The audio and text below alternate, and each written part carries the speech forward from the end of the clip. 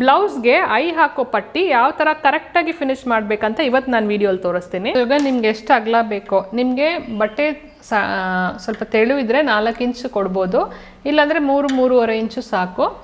3.5 inch ಸಾಕು. So ನಾನಿವಾಗ 4 inches ತೊಗೊಂಡು, ಯಾಕಂದರೆ ಬಟ್ಟೆ ಸ್ವಲ್ಪ ತೆಳು ಇದೆ ಅಂತ. ಸೊ ಫಸ್ಟು ಇದು ಫೇಸ್ ಇದೆ ಅಲ್ವಾ, ನೆಕ್ ರೆಡಿ ಮಾಡ್ಕೊಂಡಿರ್ತೀರ, ಬ್ಯಾಂಡ್ ರೆಡಿ ಮಾಡ್ಕೊಂಡಿರ್ತೀರ, ಎಲ್ಲ ಮುಗ್ದೋಗಿರುತ್ತೆ. ಸೊ ಇವಾಗ ಏನು ಮಾಡಬೇಕು, ಬ್ಯಾಕಲ್ಲಿ ಇಲ್ಲಿ ನೋಡಿ, ಇಲ್ಲಿ ಸ್ವಲ್ಪ ಗ್ಯಾಪ್ ಬಿಡಿ.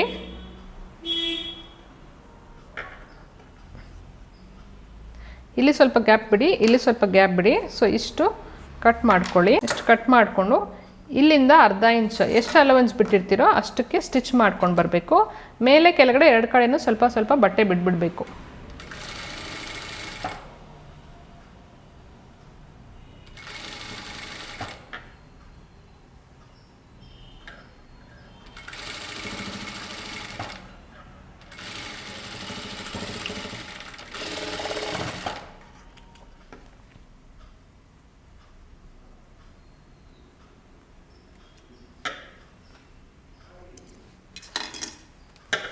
ಸೊ ನೋಡಿ, ಈ ಥರ ಸ್ಟಿಚ್ ಮಾಡಿಕೊಂಡು, ಇವಾಗ ಯೂಶ್ವಲಿ ನಾವು ಬಟನ್ ಪಟ್ಟಿ ಹೆಂಗೆ ಮಾಡ್ತೀವಿ, ಹಿಂಗೆ ಇಟ್ಕೊಂಡು ಹಿಂಗೆ ಮಾಡ್ತೀವಿ, ಕರೆಕ್ಟಾ?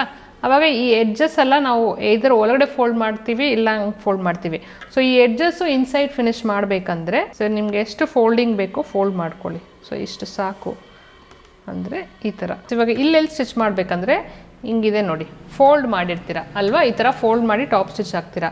ಫಸ್ಟು ಫೋಲ್ಡ್ ಮಾಡಿ ಟಾಪ್ ಸ್ಟಿಚ್ ಹಾಕೋಕ್ಕೆ ಮುಂಚೆ ಉಲ್ಟಾ ಫೋಲ್ಡ್ ಮಾಡಿಬಿಟ್ಟು ನೋಡಿ, ಉಲ್ಟಾ ಫೋಲ್ಡ್ ಮಾಡಿಬಿಟ್ಟು ಇಲ್ಲಿ ಒಂದು ಸ್ಟಿಚ್ಚು, ಇಲ್ಲಿ ಒಂದು ಸ್ಟಿಚ್, ಈ ಥರ ಹಾಕಬೇಕು.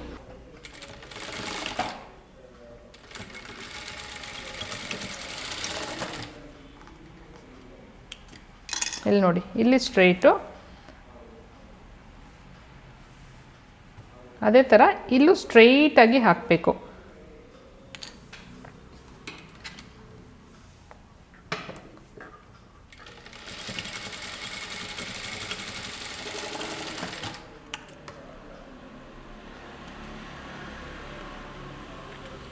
ಸೊ ಈ ಥರ ಸ್ಟ್ರೈಟಾಗಿ ಹಾಕ್ಕೊಂಡು, ಎಕ್ಸಸ್ ಜಾಸ್ತಿ ಬಿಡಬೇಡಿ, ಒಂದು ಸ್ವಲ್ಪ ಸ್ವಲ್ಪ ಬಿಟ್ಟರೆ ಸಾಕು. ಇಲ್ಲಿ ನೋಡಿ, ಒಂದು ಹಾಫ್ ಇಂಚು ಇಲ್ಲ 1/4 ಇಂಚು ಆ ಥರ ಇಲ್ಲಿ ಕಟ್ ಮಾಡ್ಕೊಳ್ಳಿ, ಇಲ್ಲೂ ಕಟ್ ಮಾಡ್ಕೊಳ್ಳಿ.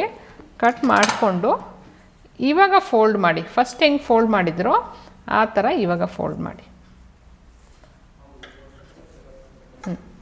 ಫೋಲ್ಡ್ ಮಾಡಿದ್ರೆ ಏನಾಗುತ್ತೆ ಇಲ್ಲಿ ನೋಡಿ,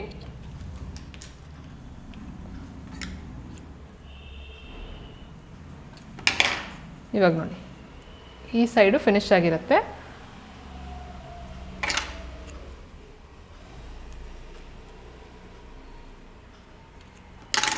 ಅದೇ ಥರ ಈ ಸೈಡು ಫಿನಿಶ್ ಆಗಿರುತ್ತೆ. ಇವಾಗ ನಿಮಗೆ ಬರೀ ಇಲ್ಲೊಂದು ಟಾಪ್ ಸ್ಟಿಚ್ ಹಾಕಬೇಕು.